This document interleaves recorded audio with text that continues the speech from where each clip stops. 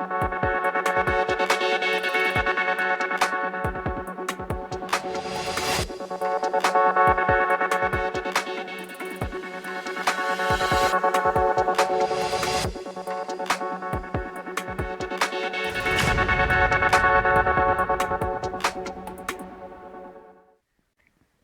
जन टीवी देख रहे हैं आप। मैं श्वेता शर्मा आपके साथ। खबरों की शुरुआत से पहले एक नजर डालेंगे अभी की हेडलाइंस पर।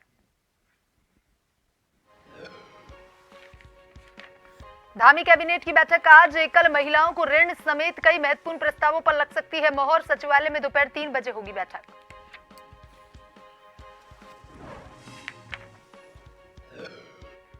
ईवीएम को लेकर बीजेपी प्रदेश अध्यक्ष का बयान। कहा, सवाल खड़े करने वालों की अब खैर नहीं, चुनाव आयोग करेगा बड़ी कार्रवाई।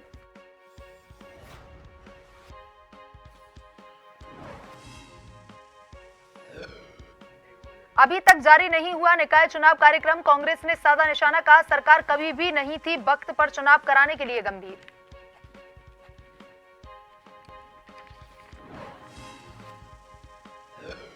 सरकारी अस्पतालों में अब भी डॉक्टर लिख रहे ब्रांडेड दवा। स्वास्थ्य सचिव बोले, होगी कठोर कार्रवाई। सभी सीएमओ को जेनरिक दवाइयां लिखने का है निर्देश।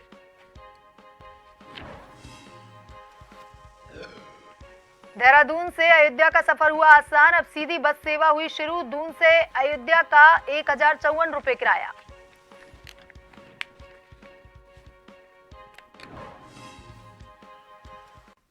और अब खबरें विस्तार से।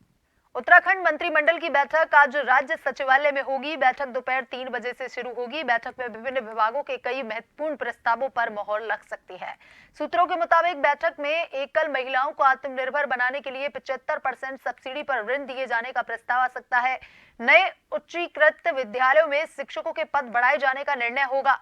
इसके अलावा स्वास्थ्य विभाग में सुपर स्पेशलिस्ट डॉक्टरों का मानदेय बढ़ाने और सेवा क्षेत्र की नीति के प्रस्तावों पर भी चर्चा हो सकती है।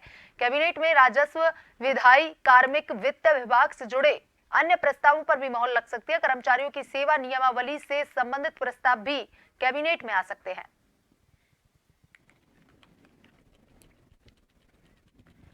उत्तराखंड मंत्रिमंडल की बैठक आज राज्य सचिवालय में आयोजित की जाएगी और ये बैठक मुख्यमंत्री सीएम धामी की अध्यक्षता में की जाएगी। बैठक दोपहर 3 बजे से शुरू होनी है और बैठक में विभिन्न विभागों के कई महत्वपूर्ण प्रस्तावों पर मोहर लगने की भी संभावना है, जिसमें शिक्षा भी है, चिकित्सा भी है। इसके अलावा राजस्व, विधायी, कार्मिक, वित्त विभाग, सभी के प्रस्तावों पर मोहर लग सकती है।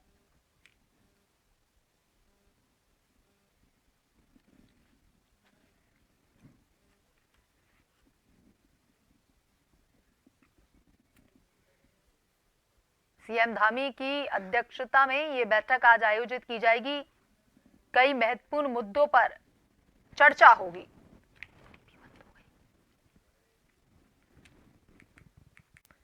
राज्यपाल लेफ्टिनेंट जनरल गुरमीत सिंह एवं मुख्यमंत्री पुष्कर सिंह धामी ने बुधवार को रेसकोर्स वन्नू स्कूल में आयोजित राम राग एक संध्या, राम के नाम भजन संध्या में शामिल हुए। उन्होंने पद्मश्री कैलाश खेर और कन्हैया मित्तल को सम्मानित करते हुए कहा कि कैलाश खेर और कन्हैया मित्तल अपने भजनों के माध्यम से दुनिया में अपना नाम रोशन कर रहे हैं।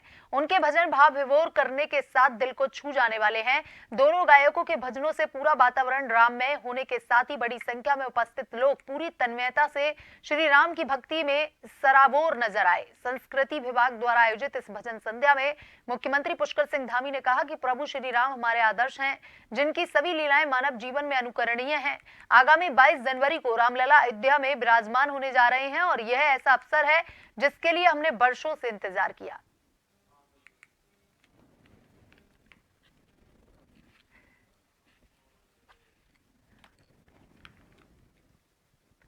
नगर निगम में हुए भ्रष्टाचार को लेकर शहरी विकास मंत्री प्रेमचंद अग्रवाल का बयान सामने आ गया है। प्रेमचंद अग्रवाल ने कहा कि इस मामले में पहले से ही विभाग निगरानी बरते हुए है और अब इस पर कार्रवाई करने को लेकर काम किया जा रहा है। उन्होंने कहा कि धामी सरकार में भ्रष्टाचार बिल्कुल बर्दाश्त नहीं किया जाएगा और इस तरह के भ्रष्टाचार न हो, इसके लिए मॉनिटरिंग की व्यवस्था की जा रही है। पहले से उस पर बड़ी कड़ाई से काम हो रहा है और मैं समझता हूं कि किसी भी प्रकार का भ्रष्टाचार, घोटाला माननीय धामी जी की सरकार में न तो स्वीकार्य है और ना उसको सहन किया जाएगा। आने वाले टाइम पे इसका जो भी कोई ऐसी स्थिति होगी उस पर हम हर तरह से उस पर मॉनिटरिंग भी करेंगे। भविष्य में इस प्रकार की पुनरावृत्ति न हो उसके लिए हम प्रयास करेंगे। ईवीएम पर सवाल खड़े करने वालों की अब खैर नहीं है। यदि आप ईवीएम पर सवाल खड़ा करेंगे तो इस बार चुनाव आयोग बड़ी कार्रवाई करेगा। इस बात की जानकारी बीजेपी के प्रदेश अध्यक्ष महेंद्र भट्ट ने दी है। उन्होंने कहा कि कांग्रेस अपनी हार का ठीकरा ईवीएम पर फोड़ती है। साथ ही कहा कि कांग्रेस आयोग पर सवाल खड़ा कर अपनी हताशा को दर्शाती है।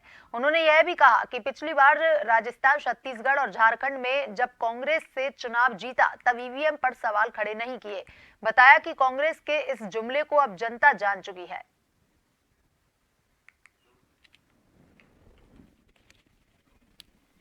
देखिए, ईवीएम को चैलेंज करने के अवसर हर राजनीतिक दल को हैं और अब तो मुझे जानकारी मिली है कि निर्वाचन आयोग भी ईवीएम पर प्रश्न खड़ा करने वालों के ऊपर भी कार्रवाई कर सकता है। हर दल स्वतंत्र है अपनी बात रखने का और आयोग के द्वारा चुनाव कराए जाते हैं। आयोग को प्रश्न खड़ा कर कर कांग्रेस जो है अपनी हार की हताशा को प्रदर्शित करती है। जहां वो जीतते हैं वहां ईवीएम सही, जहां वो हारते हैं वहां ईवीएम खराब। और ईवीएम अगर सही खराब थी तो पिछली बार राजस्थान के अंदर क्या हुआ, इसके अलावा दूसरे राज्यों झारखंड के अंदर क्या हुआ, छत्तीसगढ़ के अंदर क्या हुआ, और आज अगर हार हो रही है ईवीएम खराब। तो अब जनता इस जुमले को समझ चुकी है। कांग्रेस अपनी हार बर्दाश्त करने की क्षमता रखे। उत्तराखंड में निकायों का कार्यकाल पूर्ण हो चुका है और अब प्रशासक के हवाले निकाय हैं। निकाय चुनावों को लेकर पूर्व में जो तैयारियां नहीं थी उस पर हाईकोर्ट ने गंभीरता से संज्ञान लिया था और अब हाईकोर्ट में शहरी विकास सचिव ने अगले 6 माह के भीतर निकाय चुनाव कराने का भरोसा दिया है। कोर्ट के सामने शहरी विकास सचिव के इस बयान के बाद कांग्रेस ने आरोप लगाते हुए कहा कि सरकार कभी भी निकाय चुनाव तय समय पर करने के लिए गंभीर नहीं थी और आप प्रस्तावों के हवाले निकाय होने के बाद निकायों में जो भ्रष्टाचार हुए हैं वह रोजाना उजागर हो रहे हैं। अगर तय समय पर चुनाव होते तो यह भ्रष्टाचार उजागर ना होता, लेकिन अब जनता भी उनके भ्रष्टाचार को जान चुकी है। बहुत ही शर्म की बात है। हम बार बार इस बात को कहते हैं कि भारतीय जनता पार्टी का संविधान में कोई विश्वास नहीं है और उसी के तहत उच्च न्यायालय के निर्देशों के बावजूद 2 दिसंबर को कार्यकाल समाप्त हो गया निकायों का, फिर भी यहाँ पर चुनाव नहीं सुनिश्चित कराए गए। कोर्ट ने यह भी कहा कि जब कार्यकाल समाप्त होता है उसके 6 महीने पहले से उसकी जो पूरी प्रोसेस है उसको पूरा कर लेना चाहिए, लेकिन सरकार के कानों में जू नहीं रहेंगी। और अब जब कटघरे में सरकार खड़ी है तो कह रही है कि 6 महीने में हम चुनाव करा लेंगे, लेकिन एक तरह से ब्लेसिंग इन डिस्गाइज मैं इसको कहूंगी जो चुनाव समय पर नहीं हुए, क्योंकि प्रशासनिक अमले के पास ये पूरा निकाय चले गए और आज की तारीख में करोड़ों का घोटाला अकेले देहरादून के नगर निगम में पकड़ा जा रहा है। उत्तराखंड रोडवेज ने देहरादून से अयोध्या के लिए सीधी बस सेवा शुरू कर दी है। दून से अयोध्या का किराया 1054 रुपए रखा गया है और अभी बस की मैनुअली बुकिंग हो रही है। जल्दी इस बस को ऑनलाइन कर दिया जाएगा। इसके बाद यात्री घर बैठे फिर बस का टिकट बुक करवा सकेंगे। आपको बता दें कि ISVT में विधिवत पूजा अर्चना के बाद इस बस को रवाना किया गया। वहीं दून से अयोध्या के लिए ये बस पहली सेवा है।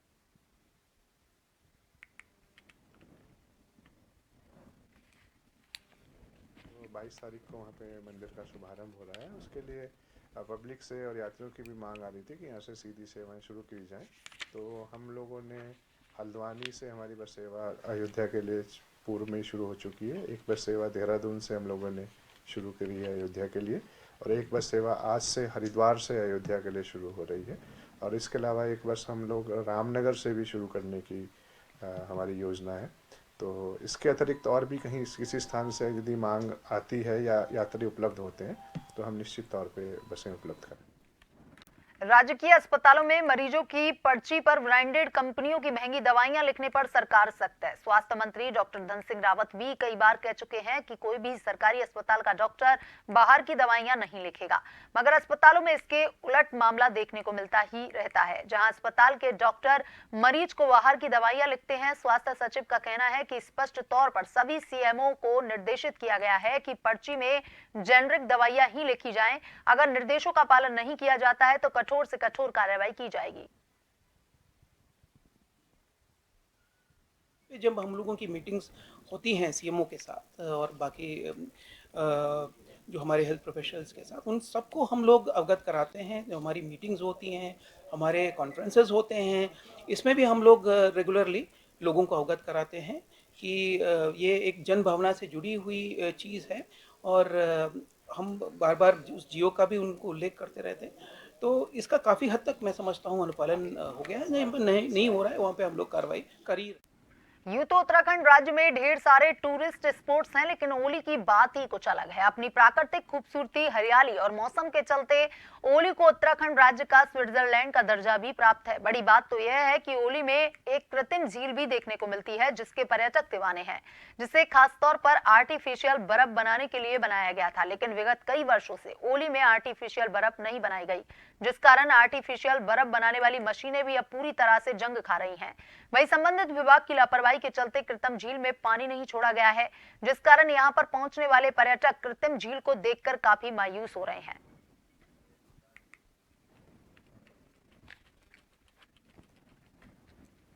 और इसी खबर पर ज्यादा जानकारी के साथ हमारे संवाददाता नवीन भंडारी फोन लाइन पर जुड़ चुके हैं। नवीन, देखिए, ओली की खूबसूरती जो है वो कृत्रिम झील है, जिसको देखने के लिए पर्यटक वहां पर बड़ी संख्या में पहुंचते हैं, लेकिन वहां के अधिकारियों की उदासीनता, प्रशासन की उदासीनता के चलते इस झील में पानी नहीं छोड़ा जा रहा है।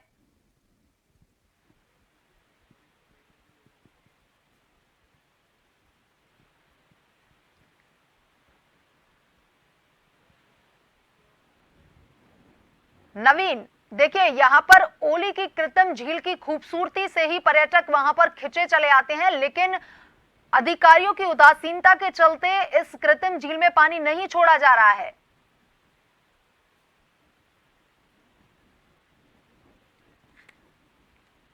खबरों की तरफ, पिछले 5 दिनों से लगातार जोशीमठ के ऊपरी इलाकों की पहाड़ियां धू-धू कर जल रही थी, जिसके चलते वन विभाग की लाखों करोड़ों की वन संपदा भी जलकर पूरी तरह से खाक हो गई। बड़ी बात तो यह है कि कड़ी मशक्कत के बाद आखिरकार ग्रामीणों की मदद एवं वन कर्मियों के द्वारा आग पर काबू पाया गया, जिस कारण दर्जनों गांव के लोगों ने राहत की सांस ली है। हालांकि आग लगने का कारण पता नहीं चल पाया है, लेकिन वन विभाग की कार्रवाई पूरी तरह से जारी है।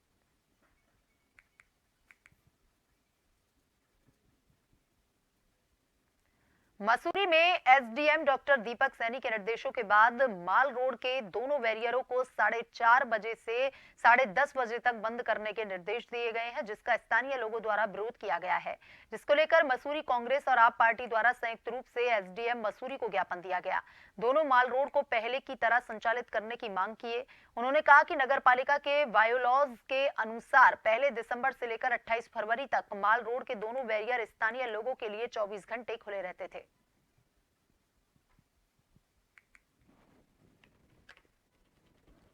ये पालिका गठित हुई थी कि जो 1 दिसंबर से 28 फरवरी तक जो माल रोड का बैरियर है वो खुला रहता था, लेकिन बोर्ड ने कुछ व्यवस्था बनाई।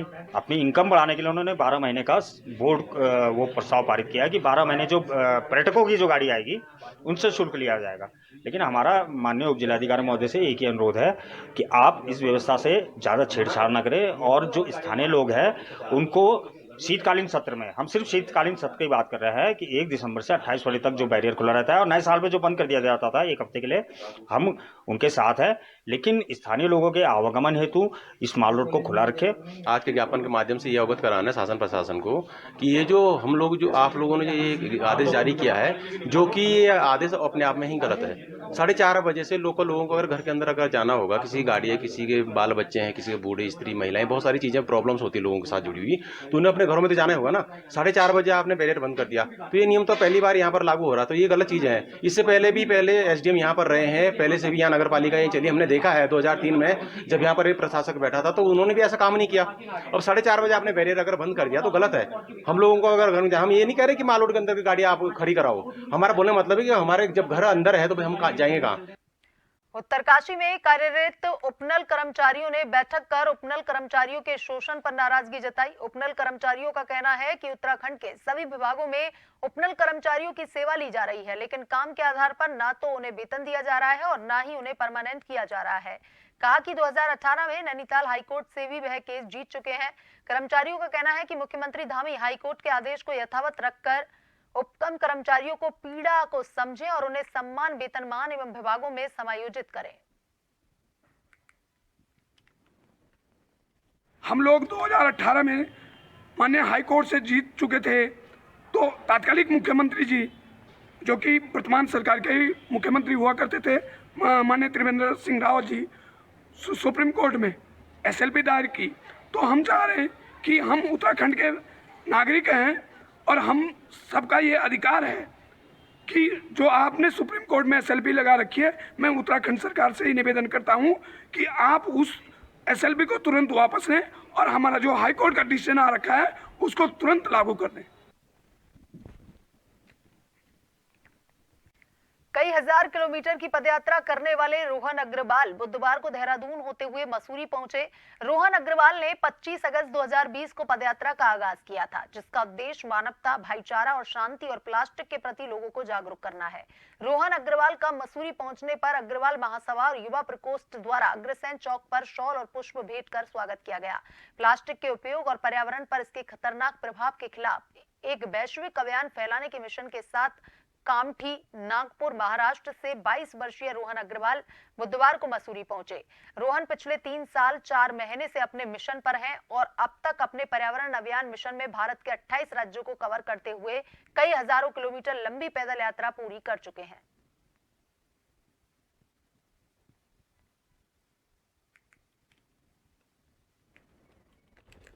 जैसे मैं ये यात्रा जो कर रहा हूँ, ये यात्रा में मुख्य तौर पे जो मेरा उद्देश्य होता है वो पर्यावरण होता है, जैसे मैं आपको बताया। और पर्यावरण में भी जो मेरा उद्देश्य होता है जो लोगों को मिलने का, वो होता है युवाओं का। क्योंकि मैं ये मानता हूँ कि युवा हमारी आगे का फ्यूचर है। हमारे अगर युवा पीढ़ी जो कि आगे में 40 साल 50 साल और जीने वाली है, जो उनका फ्यूचर ही जो वो देख रहे हैं, क्योंकि अगर वो ये बारे में नहीं समझे पर्यावरण के बारे में, तो और कोई नहीं समझ सकते, क्योंकि उनको जीना है 40-50 साल। तो इसलिए खास तौर में स्कूलों में, कॉलेज में, पब्लिक प्लेस में, अलग संगठनों में जाके अलग इवेंट्स करा के पर्यावरण के बारे में मैं ये काम करता हूँ। तो यहाँ पे भी अभी कोशिश करूंगा कुछ लोगों को मिले और पर्यावरण के बारे में समझाने का संदेश दे।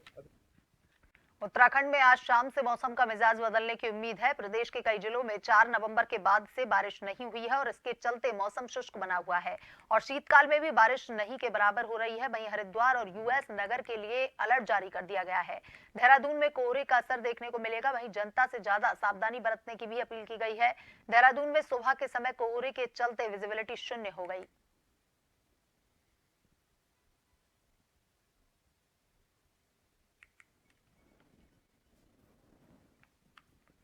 अयोध्या में होने जा रहे हैं राम मंदिर प्राण प्रतिष्ठा कार्यक्रम का लोहाघाट का वाल्मीकि समाज शंख बजाकर स्वागत करेगा। बुधवार से तीलू रौतेली पुरस्कार विजेता व स्वागतम ईजा संस्था की अध्यक्ष रीता गहतोड़ी के द्वारा वाल्मीकि समाज को शंख बजाने का प्रशिक्षण दिया जा रहा है। वहीं तीलू रौतेली पुरस्कार विजेता रीता गहतोड़ी ने कहा कि इस अवसर पर वाल्मीकि समाज की शंख ध्वनि अयोध्या और संसद तक गूंजेगी।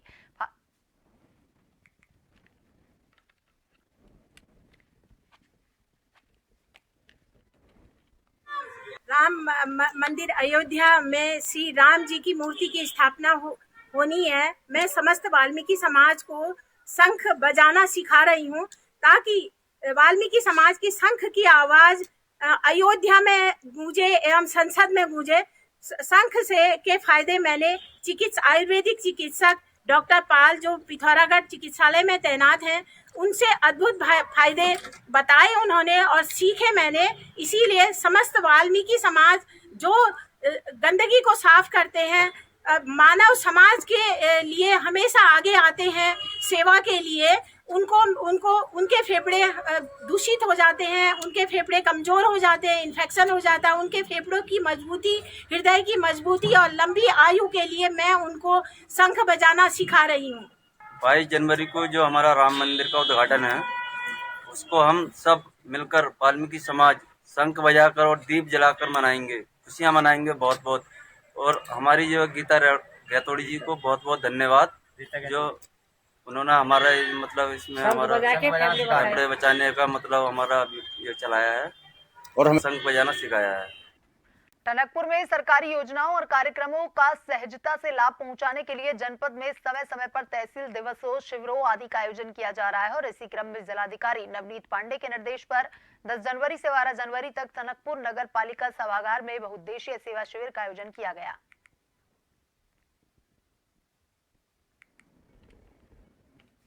इसमें जिलाधिकारी महोदय के आदेशानुसार 10 से 12 तारीख तक इसमें ग्राम खिरदारी के अनुसूचित जनजाति के लोगों के लिए यहाँ पर विशेष शिविर का आयोजन किया गया है। इसमें विभिन्न विभागों के द्वारा जो भी उनको सुविधाएं प्रदान, जो भी उनको सहायता सुविधा विभाग के द्वारा दी जाए उनको यहाँ पर उपलब्ध कराई जा रही है। राजस्व विभाग से आय जाति स्थायी निवास प्रमाण पत्र तथा भूमिहीन परिवारों को उन्हें भूमि आवंटन हेतु पत्रावलियाँ तैयार की गई हैं।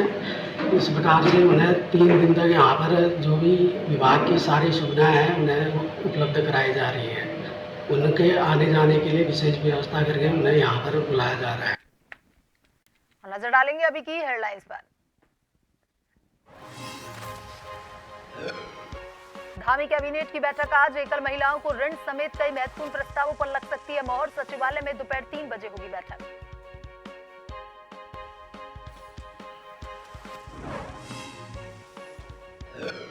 ईवीएम को लेकर बीजेपी प्रदेश अध्यक्ष का बयान का सवाल खड़े करने वालों की अब खैर नहीं, चुनाव आयोग करेगा बड़ी कार्रवाई।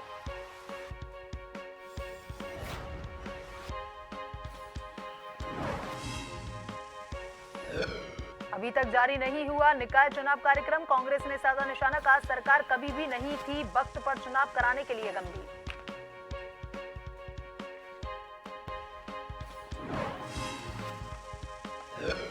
सरकारी अस्पतालों में अब भी डॉक्टर लिख रहे ब्रांडेड दवा। स्वास्थ्य सचिव बोले होगी कठोर कार्रवाई। सभी सीएमओ को जेनरिक दवाइयां लिखने के निर्देश।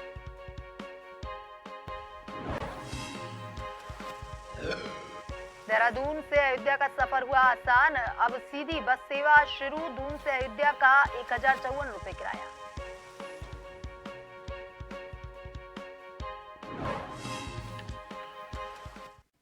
बुलेटिन में अभी तक के लिए इतना ही। बने रहिए जन टीवी के साथ। नमस्कार।